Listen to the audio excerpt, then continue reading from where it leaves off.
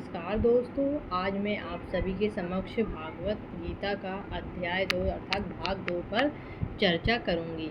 जैसा कि दोस्तों मैंने आप सभी को भाग 1 के बारे में इससे पहले वाले वीडियो में आप लोगों को बताया था। तो भाग 1 में जो प्रभु का उपदेश का जो अंतिम केंद्र बिंदु था वो था मन। अगर किसी व्यक्ति ने अपने मन को जीत लिया अर्थात उसने जग को जीत लिया। अब यहीं से हमारे अध्याय 2 की शुरुआत होती है। इसमें जब प्रभु कहते हैं अर्जुन को, हे पार्थ, तू अपने मन को अपना दास बना ले, ना कि तू इस मन का दास बन, अपने मन को ही अपना दास बना ले। इस तब अर्जुन कहते हैं, हे प्रभु, मन तो वायु की तरह चंचल है, फिर हम उसे वश में करना तो असंभव है। हे पार्थ, असंभव इस दुनिया में कुछ भी नहीं है, मुश्किल है, लेकिन मनुष्य मोह माया के जाल में मन के कारण ही तो फंसा हुआ है। जो आप सभी के सामने इतने सारे मोह माया हैं, हम इस जाल में इस तरीके से फंस गए हैं जिसकी वजह से हम ही मन के दास बन गए हैं। किसी भी प्राणी को उसका मन जीवन के अंत तक अपने जाल से निकलने नहीं देता है कि वो मन से उठकर अपने अंतर में झांकेगा कैसे। जब तक आप मोह माया के जाल में फंसे हो तब तक आप मन के जाल से बाहर नहीं निकल सकते। और जब हम मोह माया से ऊपर उठेंगे तभी हम अपने अंदर झांक कर अपनी आत्मा को देखेंगे और आत्मा में प्रकाशित परमात्मा को पहचानेंगे। इसीलिए जब तक कोई व्यक्ति अपने मन को नहीं जीत पाएगा तब तक वो प्रभु तक नहीं पहुंच पाएगा। तो फिर आत्मा को कौन पहचानेगा, ये अर्जुन पूछते हैं। प्रभु, फिर आत्मा को कौन पहचानेगा? तब मन को पहचानना होगा। जब हम अपने मन को पहचानेंगे, जब तक मन अपने आप को विषयों के अधीन रखेगा, विषयों के अधीन रखेगा, तब तक हम मन को नहीं पहचान पाएंगे। मनुष्य जो है, एक मनुष्य का जो जीवन है एक रथ के समान है। रथ के घोड़े जो है उसकी इंद्रियां हैं और इंद्रियों में जो बैठा उसका स्वामी है वही आत्मा है। रथ में बैठा जो है वो उसका स्वामी है जो इसे चलाता है और मन उसके इंद्रियों को विषय की ओर दौड़ाता है। मान के चलिए आप रथ में बैठे हैं। अब एक तरफ आपको मान के चलिए आप रथ में बैठे हैं, आपको इस साइड जाना है ईश्वर की ओर। अब आपके सामने बहुत सारी सुंदर सुंदर स्त्रियां आ जाए या फिर आपके मन को विचलित करने के लिए कुछ आकर्षक चीज़ें आपके सामने आ जाए तो आपको जाना इधर था, लेकिन आपका मन उधर की ओर देखकर आकर्षित हो जाएगा और वो अपना राह बदल लेगा। तो यहाँ पे प्रभु यही कह रहे हैं कि मन हमेशा जो है हमें विचलित करके हमको धर्म के मार्ग से हटाने का प्रयास करेगा। लेकिन अगर आपने अपने मन को ही अपना दास बना लिया, नहीं, अगर आपका मन उधर दौड़ रहा है फिर उसको खींचकर वापस इधर लेकर आओ, तभी हम उस मार्ग से धर्म के मार्ग की ओर आ सकते हैं। आपका मन बार बार भागेगा, बार बार उसको पकड़कर आपको लाना होगा, क्योंकि हम उस रथ के स्वामी हैं, उसे चलाने वाले तो हम ही हैं। तो यहाँ पे प्रभु यही कहते हैं कि पहले हमें अपने मन को पहचानना होगा अध्याय 2 में। इसके बाद कहते हैं मन के अधीन ना होकर स्वयं को मन को अपने अधीन कर ले और मन हमें प्रभु के शरण में ले जाएगा। फिर प्रभु कहते हैं, मन है शरीर के रथ का सारथी, मन है शरीर के रथ का सारथी, रथ को चाहे जिधर ले जाए, इंद्रियां हैं इस रथ के घोड़े, घोड़ों को विषयों की ओर भगाए। मन है बड़ा ही चंचल, आत्मा और शरीर के मध्य में मन अपने अपने खेल दिखाए। मतलब मन को वश में कर लो। जो योगी इस रथ से, जो योगी है वो इसी रथ से मोक्ष की ओर चला जाता है और जो भोगी है वो रथ से पथभ्रष्ट हो जाता है। अर्थात कि अगर आपने इस संसार के मोह माया को त्याग कर अपने मन में वैराग पैदा करके अपने आप को प्रभु की भक्ति में लगा दिया तो आपका जीवन मोक्ष की ओर चला जाएगा। फिर अर्जुन कहते हैं, हे मधुसूदन, ये कहना तो बहुत आसान है लेकिन करना अति दुष्कर है। मन तो वायु की तरह चंचल है, हम इसे अपना दास कैसे बनाएं? आप हमें कोई मार्ग बताइए कि हम जिससे मन को अपना दासी बना लें। तब प्रभु कहते हैं, मन को वश में करने के लिए इस पर 2 तलवार से प्रहार करना होगा। वो 2 तलवार है, पहला है अभ्यास, दूसरा है वैराग्य।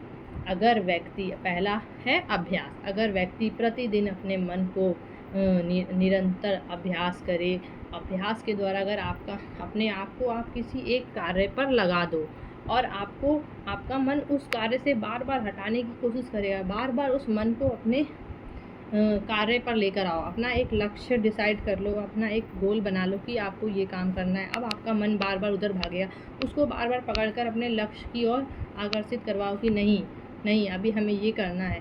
तभी आपका मन जो है एकाग्रचित होगा, और आपका जब मन एकाग्रचित होगा तभी आपको परमात्मा से आपका मिलन होगा। तो पहला काम है, आपको बार बार इसके लिए अपने मन को पकड़ कर लाना होगा। क्षण क्षण में ये चंचल घोड़े की तरह इधर उधर भागेगा। इसे काबू करने के लिए दृढ़ संकल्प होकर इसे अपना स्वामी बनाना होगा। जिस प्रकार घोड़े को अपनी ओर नियंत्रित कर लेता है सवार नियंत्रित करता है, उल्टे रास्ते पर इंद्रियों के विषय मन को काबू में आने पर बार बार आकर्षित करेंगे। बार बार आपका मन बाहरी आकर्षण को देखकर भागेगा, लेकिन बार बार आप उसको पकड़ कर लाइए, फिर एक टाइम बाद आपका मन हार जाएगा और आप जीत जाओगे। तो पहला मार्ग है, हम अपने मन को नियंत्रित करने का निरंतर अभ्यास, करत करत अभ्यास, जड़मति होत सुजान। अगर आप निरंतर अभ्यास करेंगे तो आपका मन जो है आपके वश में हो जाएगा। और दूसरा मार्ग है वैराग्य, मतलब विषयों के प्रति मोह को त्याग दो। आप इस जीवन में जो भी विषय हैं उसके प्रति अपने अंदर से मोह हटा दो, मोह त्याग दो, मन को सन्यासी बना लो। मन जो है सभी विषयों को समझ लेगा तो उससे अपने आप वैराग्य हो जाएगा। जैसे जैसे आप दुनिया को जानोगे आपको समझ में आ जाएगा सब कुछ क्षणिक है, एक दिन बाद ख़त्म हो जाएगा। इस दुनिया में कुछ भी स्थायी नहीं है, सब कुछ अस्थायी है। जो आज आपका अपना है कल वही आपको छोड़कर चला जाएगा। जो आपको आज बहुत खुशी दे रहा है कल वही आपको बहुत कष्ट देगा। जिसके लिए आज आप रो रहे हैं उससे आपसे कोई फ़र्क नहीं पड़ेगा। तब आपको एहसास हो जाएगा कि इस दुनिया में कोई भी आपका अपना नहीं है, अंतिम सत्य जो है परमात्मा है। तब आपका जो है विषयों के प्रति वैराग्य पैदा हो जाएगा। जब आपके अंदर सभी विषयों के प्रति वैराग्य पैदा हो जाएगा तब आपका मन अपने आप ही विषयों से दूर भागने लग जाएगा। और जब आपके अंदर वैराग्य की स्थिति उत्पन्न हो जाएगी तभी जो है आपका मन स्थिर होगा। और स्थिर मन होने पर आत्मा से परमात्मा रूपी सागर में आप उतर जाएंगे। इसीलिए प्रभु ने गीता में एक बात कही है कि ज्ञान ही मनुष्य के हृदय में वैराग्य पैदा कर सकता है। जब तक व्यक्ति ज्ञान से दूर भागेगा तब तक उसके अंदर वैराग्य पैदा नहीं होगा। ज्ञान ही व्यक्ति के हृदय में वैराग्य पैदा कर सकता है। मेरा मन अभी भी पैदा कर सकता है। जब आपके पास ज्ञान होगा तब आप इस सभी ज्ञान से सांसारिक चीज़ों से आपके अंदर वैराग्य की स्थिति उत्पन्न होगी। जब आपके अंदर वैराग्य की स्थिति उत्पन्न होगी तभी आप अपने अंदर छिपे हुए परमात्मा को पहचान पाओगे। तब फिर अर्जुन कहता है कि हे प्रभु, मेरा मन अभी भी इस बात को स्वीकार नहीं कर रहा है क्योंकि तुम्हारा मन अभी भी मोहग्रस्त है।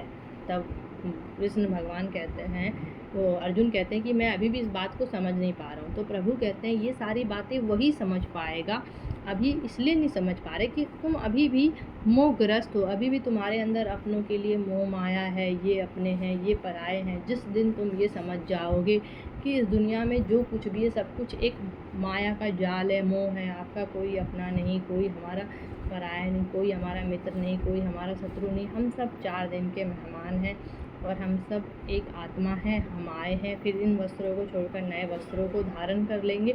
ऐसे ही ये जन्म मृत्यु का चक्र चलता रहेगा। अगर तुम्हें इस चक्र से मुक्ति चाहिए तो अपने आप को वैराग्य कर लो।